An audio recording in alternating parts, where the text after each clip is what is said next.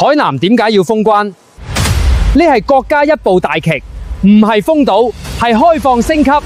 自貿港紅利，未來無限。漫步海口騎樓路街，國內規模最大的騎樓建築群，融匯南洋與中式建築特色，盡顯百年僑鄉底蘊。一街半部瓊橋史，正如票房破16億的《給阿嫲的情書》，一代代瓊橋遠赴南洋打拼。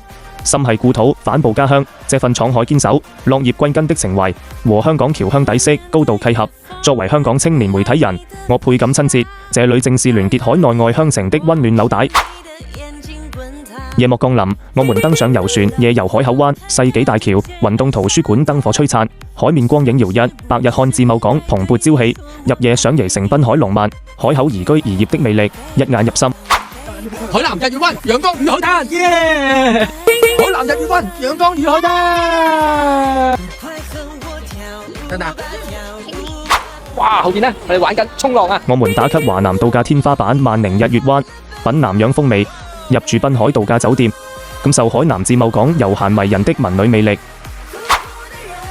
走進萬寧興隆咖啡谷，這裏是底蘊深厚的百年僑鄉，滿目綠意清幽，滿園咖啡醇香縈繞，自帶自寓鬆弛的田園氣息。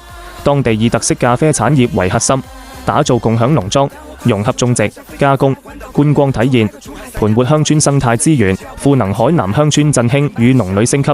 從動感濱海潮玩到靜默僑鄉田園，一海一山，一動一靜，盡顯自貿港多元的文旅魅力。這裏非常適配香港慢度假的出行偏好，更蘊藏着瓊港青年農旅敏創合作的無限潛力。